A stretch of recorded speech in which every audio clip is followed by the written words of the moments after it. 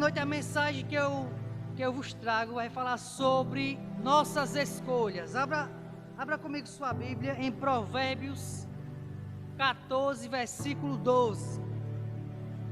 Está escrito a palavra do Senhor. Há caminhos que ao ser humano parecem ser as melhores opções de vida, mas ao final conduzem à morte. Curve sua cabeça e vamos orar, irmãos. Maravilhoso Deus e eterno Pai, Senhor, me coloco diante da Tua presença nessa noite, Pai. Eu te peço, Deus, em nome de Jesus Cristo, Deus, fala conosco, Senhor. Nós precisamos ouvir a Tua voz, Pai. Nós precisamos sentir a Tua presença, Deus. Pois sem a Tua presença nós não prosseguimos. Sem a Tua presença nós não caminhamos, Deus. Deus, nós precisamos de Ti, da Tua palavra, Deus. Porque Tu tens palavras de vida para a Sua igreja, Senhor. Fala conosco, não que eu quero ouvir, Deus, mas aquilo que eu necessito ouvir, Deus. Me usa nessa noite, Senhor, e que eu venha diminuir, que apenas a Tua voz se fale nesse lugar. Desde já eu te agradeço, crendo, Senhor, que o Senhor já está nesse lugar e falará com a Sua igreja, em nome de Jesus. Amém. Podeis sentar, irmãos, dando glória a Deus. Irmãos, o mundo, ele tem oferecido para a igreja de Cristo muitos atalhos. E esses atalhos, eles nos trazem conforto, eles nos trazem muitas vezes bem-estar, comodismo. Mas por não estar no caminho de Deus, não estar no centro da vontade de Deus, esses mesmos caminhos que alegram até o coração daqueles que o praticam, eles nos conduzem muitas vezes à destruição. Uma escolha errada que nós fazemos, ela vai refletir na nossa vida lá na frente. Aquilo que o homem semear, certamente ele vai colher. E à luz desse texto de Provérbios, sabendo disso, hoje eu quero trabalhar com a igreja sobre o tema: o não de hoje determinará o seu destino na eternidade. O não de hoje determinará o seu destino na eternidade.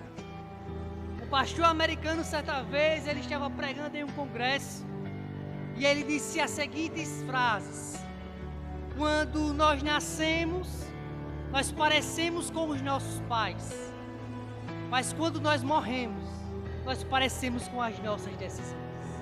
Isso é uma grande verdade. No Evangelho de Mateus, no capítulo 7, versículo 13, Jesus nos mostra que só há um caminho, só há uma escolha. O caminho ele é estreito, a porta também. Mas esse caminho estreito, essa porta estreita, ela nos conduzirá à vida eterna. Mas é bem verdade que esse caminho, irmãos, não é um caminho fácil de ser trilhado. Por que não? Porque esse caminho de Mateus 7,13 é um caminho de renúncia. É um caminho que você vai ter que deixar muitas coisas para trás para fazer a vontade de Deus. E a Bíblia chega a dizer em uma tradução mais atualizada que apenas uns poucos encontram este caminho. Porque esse caminho, irmãos, ele vai de encontro ao mundo. Ele vai de oposição à vontade carnal do homem. Mas a todos os momentos, Jesus está nos chamando, Jesus está nos conduzindo a entrar pela porta estreita, a caminhar pelo caminho estreito, porque esse caminho, irmãos, ele vai nos conduzir ao céu, à eternidade. E é isso que nós precisamos observar. Hebreus 12:14 diz assim a palavra do Senhor: esforcem-se para viver em paz com todos e para serem santos. Sem santidade, ninguém verá o Senhor. Sem santidade, ninguém verá o Senhor. E talvez você possa me perguntar: Jacques, como é que eu vou ser santo em um mundo totalmente corrompido, em um mundo que a todo momento, em todo lugar, eu vejo imoralidade? É difícil ser cristão, irmãos, nesses dias. Nós estamos vivendo a Babilônia atual. As pessoas pegam, as pessoas transgridem a lei de Deus e não estão nem aí. Se você ligar a sua televisão e passar, dependendo do que você vai assistir, isso se você não escolher, em umas 2 horas você vai quebrar alguns mandamentos só de assistir aquilo ali. E eu não estou dizendo aqui que a gente não pode assistir televisão, não é isso que eu estou querendo dizer. Eu estou querendo dizer que tudo aquilo que sai hoje, na rede social e na televisão, o mundo está centralizado. E pelo mundo estar centralizado, eles vão querer que a gente se alimente sempre dessas coisas que são contrárias à vontade de Deus. Por isso nós como igreja precisamos entender que a vontade de Deus é que a gente ande no caminho da santidade e no caminho da retidão. Se você quer conhecer uma pessoa que ela tem convicção, que ela tem comunhão com Deus, que ela realmente é um cristão, você vai perceber nessas 2 coisas. Essa pessoa, ela vem andar reta diante, não só dos homens, mas diante de Deus. Essa pessoa vai estar sempre fugindo da imoralidade, ela sempre vai estar buscando em Deus a sua purificação. E hoje as pessoas têm, como uma pessoa que é cheia de Deus, uma pessoa que Deus usa para fazer milagres. Eu sei, irmãos, que Deus faz milagres, mas não é apenas isso. O que importa verdadeiramente e o que vai dizer verdadeiramente se eu sou um cristão é quem eu sou quando Deus apenas está me vendo. Quando as cortinas se fecham, é nesse momento que Deus vai observar e vai olhar para mim, porque Ele nos conhece e vai dizer, verdadeiramente, esse está fazendo a escolha correta, esse está andando pelo caminho estreito. Eu posso me vestir, irmãos, bem religioso, aquele crente bem religioso, eu posso estar de gravata, eu posso estar de terno, eu posso estar assim, olhando de longe, esse é um crente genuíno. Mas essas coisas não vão dizer que eu sou um crente verdadeiro. Fazem parte. Porque primeiro Deus vai mudar o nosso coração, para depois mudar o nosso exterior. E a vontade de Deus é que eu e você não andemos por caminhos largos. E essa palavra eu sei, irmãos, que ela não tem, como eu posso dizer, ela não é muito popular. Ela não traz aplausos, não. Mas a motivação minha é essa mesmo. É fazer que nessa noite você reflita por qual caminho você tem andado. Em qual caminho, qual escolha você tem feito. E veja que Provérbios 14:12 diz que há caminhos que para o ser humano parecem ser bons. A nossa visão, irmãos, ela é terrena. Ela não é a visão de Deus.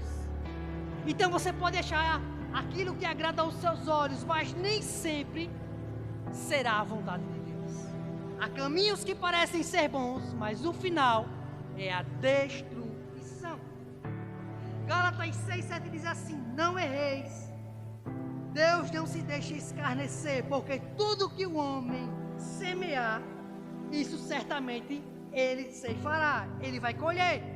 Ou seja, não tem como a gente praticar a iniquidade e colher a bênção. Da mesma forma, não tem como a gente plantar a bênção, aquilo que agrada a Deus, e colher uma maldição. Não. Porque Deus, irmãos, o Deus de amor é o Deus que é justo. E Ele vai, como Ele é justo, Ele vai nos tratar da forma que nós estamos agindo. Se a gente transgredir a lei de Deus, Ele sim, o Senhor, Ele pode nos perdoar, porque Ele é fiel.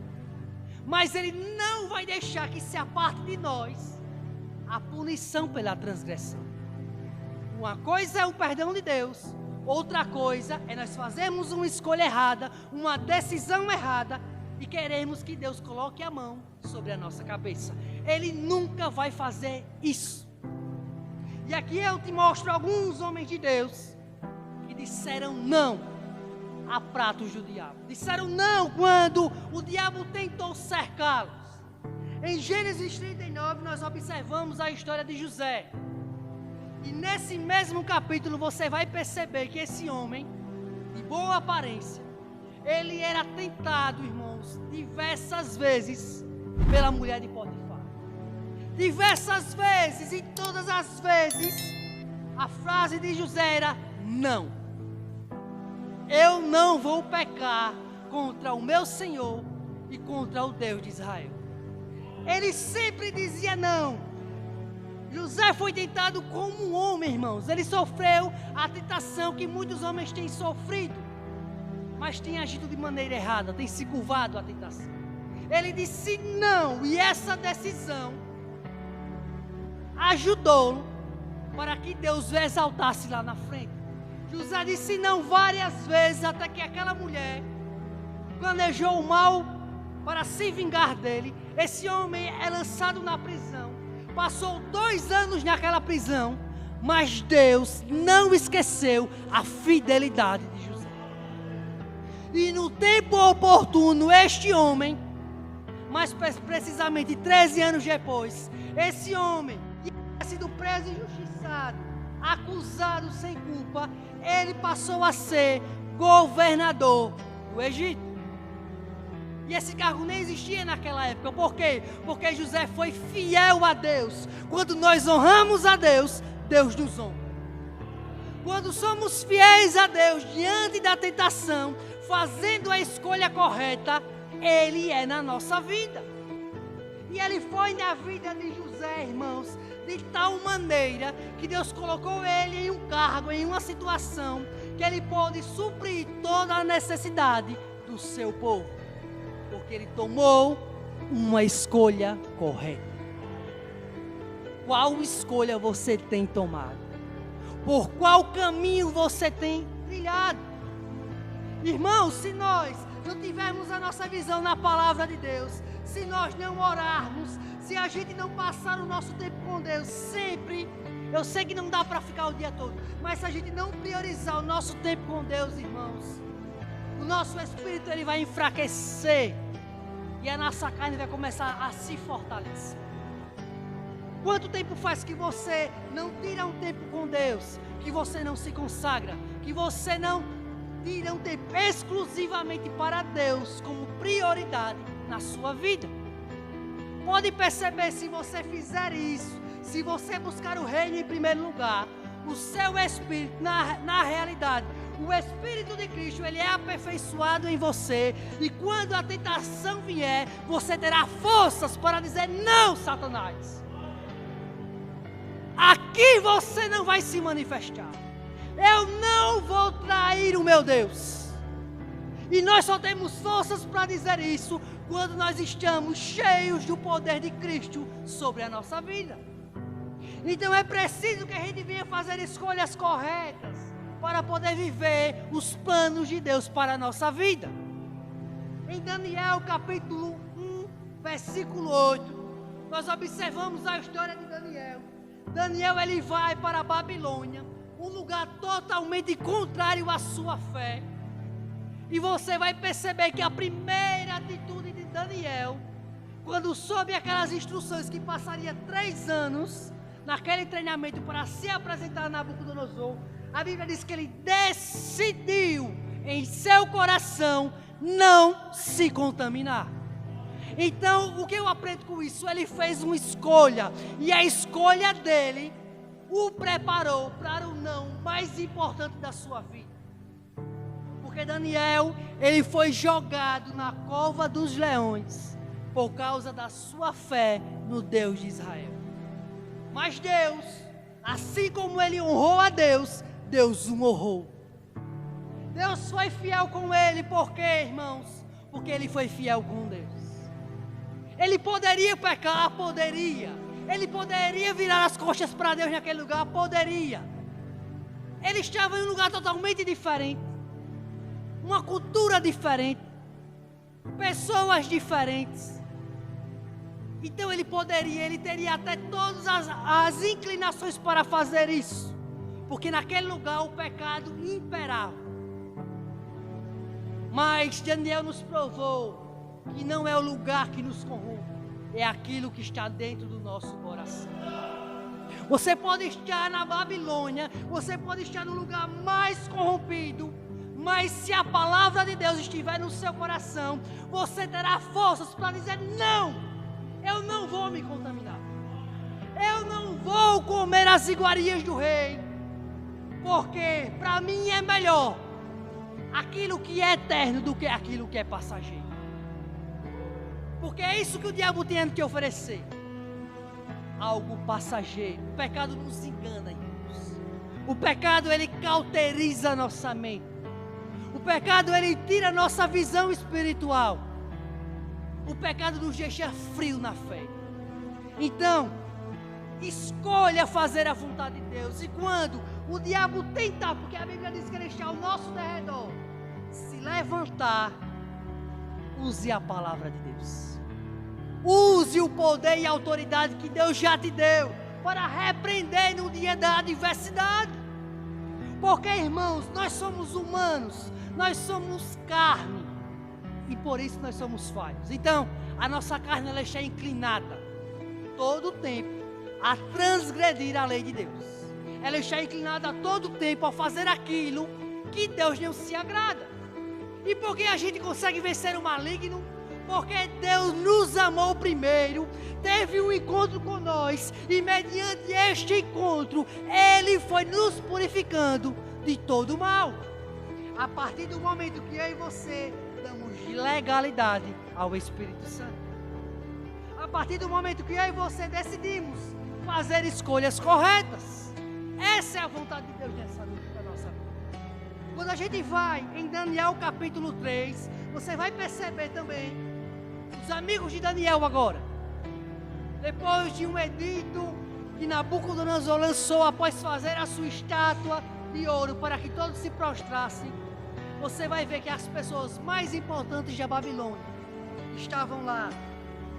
E quando ele deu o sinal, todas aquelas pessoas deveriam se curvar, todas aquelas pessoas deveriam se prostrar àquela estátua. Era aquela cultura daquele lugar. Mas você vai também perceber que aqueles 3 amigos de Daniel, eles permaneceram fiéis a Deus.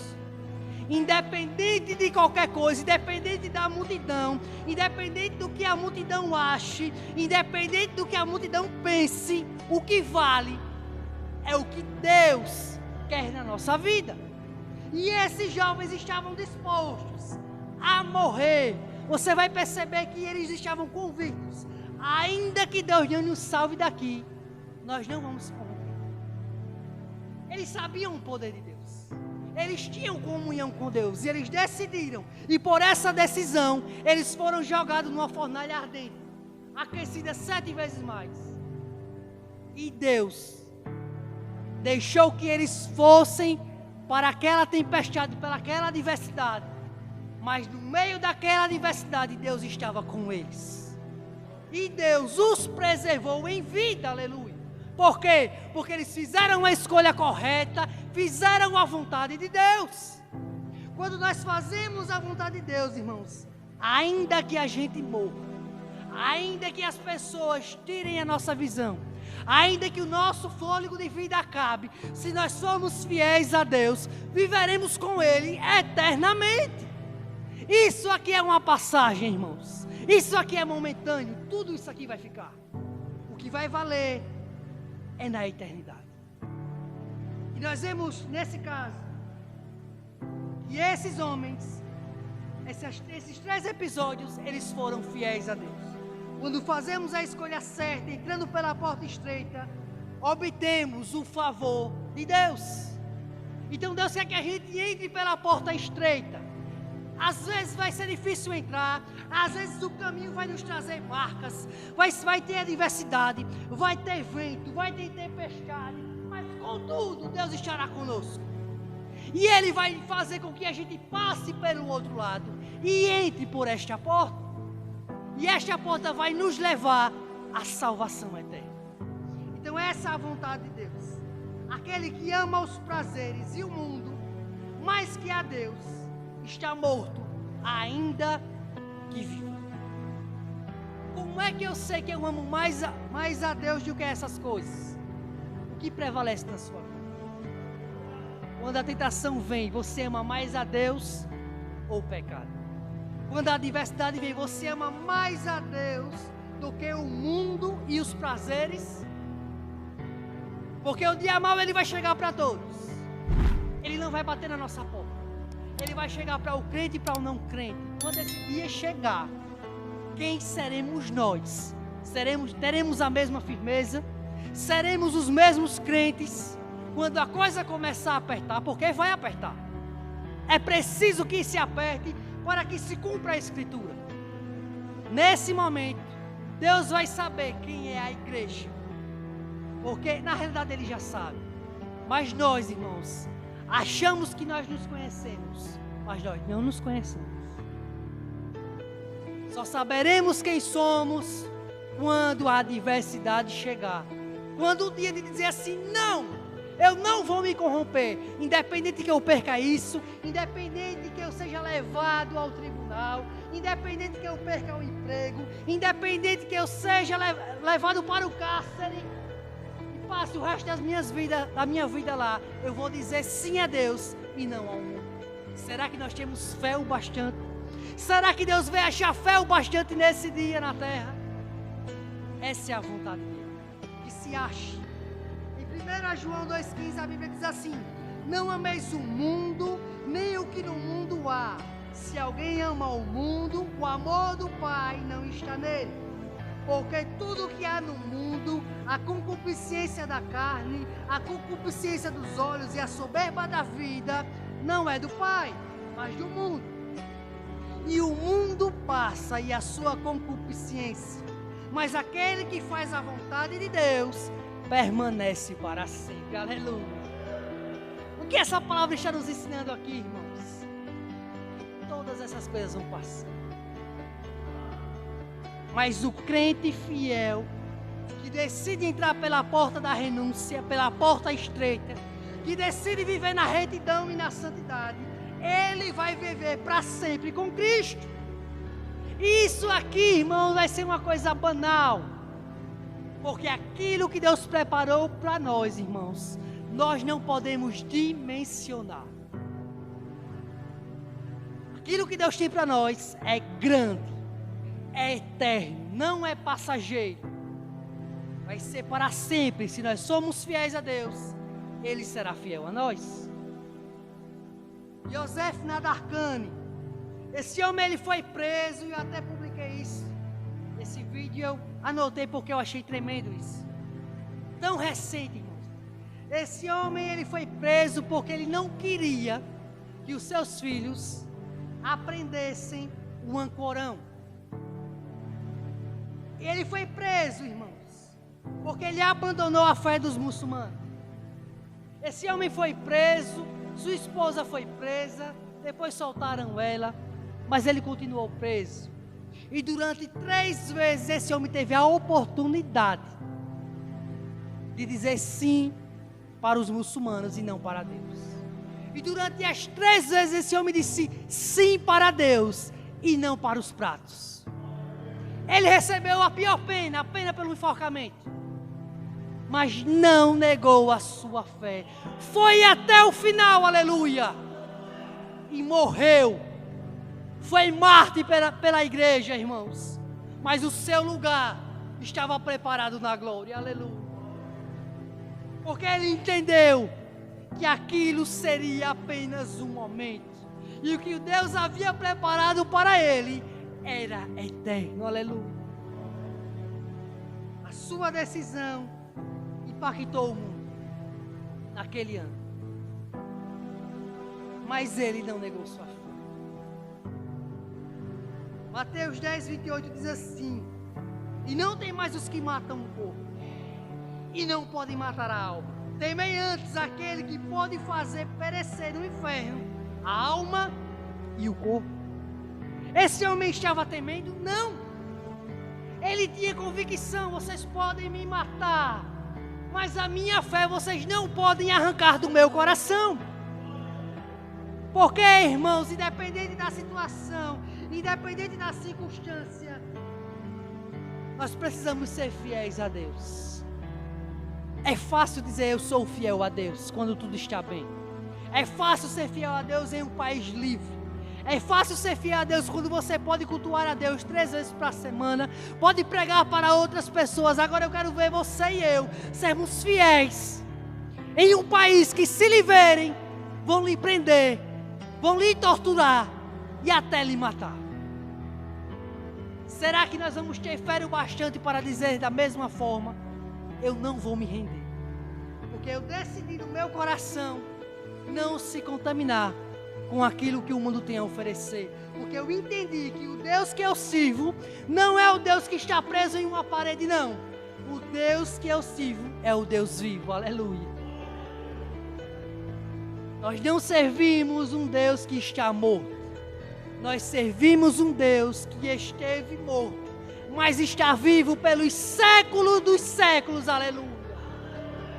E veio buscar uma igreja sem mácula, sem mancha, que está disposta a dizer não ao pecado e que está disposta a dizer não a tudo aquilo que é contrário à palavra de Deus. Nossas escolhas determinarão aonde estaremos na eternidade. Que escolhas nós temos tomado? Que atitudes nós temos tomado? Nessa noite, Deus ele está nos convidando a fazer escolhas corretas, a entrar pela porta estreita, a entrar pelo caminho apertado, porque esse é o único caminho e não há outro que vai nos levar para morar no céu.